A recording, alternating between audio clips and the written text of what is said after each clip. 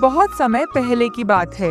एक सुंदर और खुशहाल गांव बसा हुआ था, जिसका नाम रामपुर था।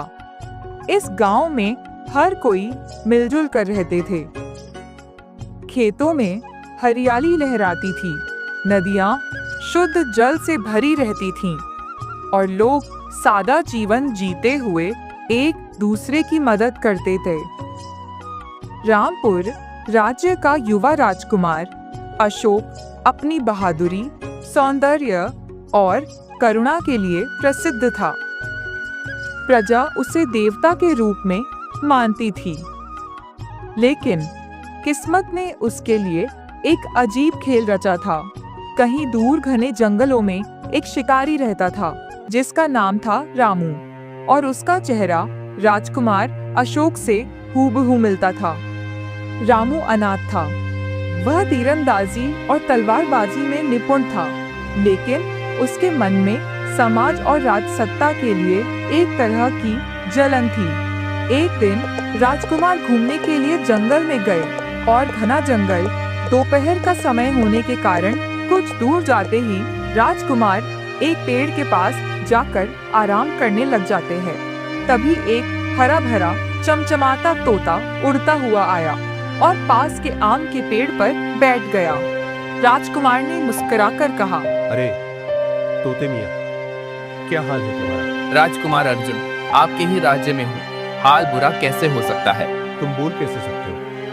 वाह, यह जंगल साधारण नहीं है, और मैं भी कोई आम तोता नहीं हूँ। मुझे एक साधु ने आशीर्वाद दिया था। मैं मनुष्यों की भाषा समझ और बोल सकता हूँ। तो तुम मेरे दोस्त बनोगे?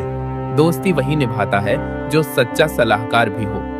अगर तुम्हें मेरी बातें सुननी हो तो मैं हर रोज आकर तुमसे बातचीत करूंगा।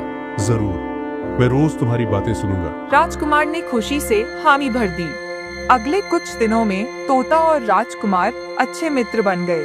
तोता राजकुमार को ज्ञान की बातें बताता, अहंकार से दूर रहना, प्रजा का ध्यान रखना और धैर्य न खोना।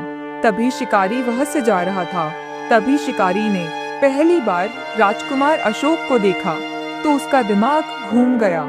शिकारी सोचने लगा, अरे ये राजकुमार तो बिल्कुल मेरे जैसा दिखता है। अगर मैं इसकी जगह ले लूं तो सारा राजपाट मेरा हो सकता है। मैं राजा बन जाऊंगा। अगले दिन राजकुमार अशोक शिकार करने जाते हैं। शिकारी उनके पीछे पीछे जाकर उसे धोखे से हाँ,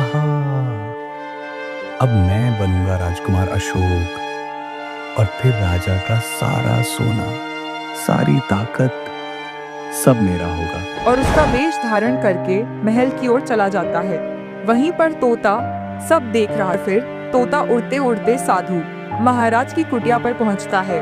वहां साधु गहरी साधना में लीन होते हैं। तोता व्याकुल होकर बोल उठता है, साधु महाराज, कृपा कीजिए, मेरी बात सुनिए। राज्य पर बड़ा संकट आने वाला है। कहो बेटा, क्या हुआ? तू क्यों व्याकुल है? महाराज, राजकुमार अशोक अब इस दुनिया में नहीं रहे। एक शिकारी ने, जो हूबहू उन्हीं जैसा दिखता है, उन्हें मारकर अब महल में उनकी जगह ले ली है, और उसने राजा को भी अपने झूठ में फंसा लिया है। अब वह स्वयं राजा को मारकर राजगद्दी हड़पने की योजना बना रहा है। बेटा, ये तो बहुत बड़ा अन्याय हुआ है, परंतु सत्य को एक न एक दिन सामने आना ही पड़ता है। चलो, समय आ गया है उस धोखेबाज शिकारी का पर्दाफाश करने का। साधु महाराज अपने तपोबल से एक मंत्र पढ़ते हैं और जंगल में एक दिव्य प्रकाश फैल जाता है।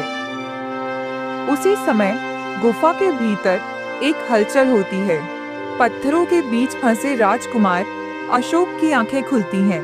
वह जीवित थे, लेकिन बेहोश थे। साधु की शक्ति ने उन्हें चेतना दे दी थी। राजकुमार उठते हैं। ये कहाँ हूँ मैं?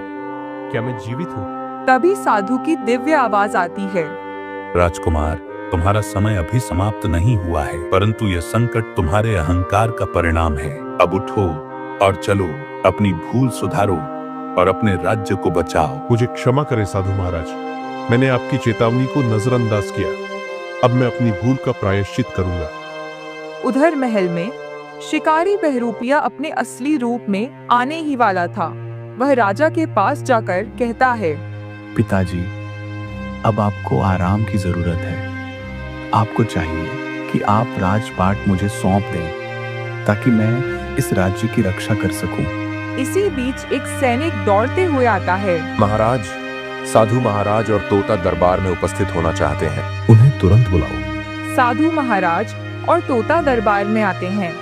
तोता ऊंचे स्वर में कहता है, महाराज, आप जिस राजकुमार को देख रहे हैं वह असली नहीं है। वह एक धोखेबाज शिकारी है जिसने राजकुमार अशोक को मारने का प्रयास किया। यह झूठ बोल रहा है। यह तोता विश्वासघाती है।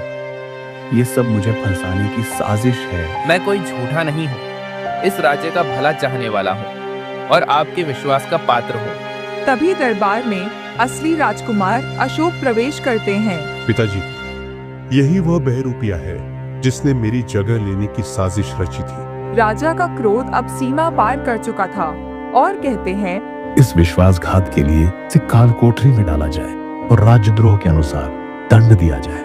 महाराज, आपने मुझे जीवन दान और मार्गदर्शन दिया। अब मैं कभी भी अपने अहंकार के कारण किसी की बात को अनसुना नहीं करूंगा। साधु महाराज राजकुमार को आशीर्वाद देते हैं। सदा सत्य के मार्ग पर चलो बेटा, यही राजा का सबसे बड़ा धर्म होता है।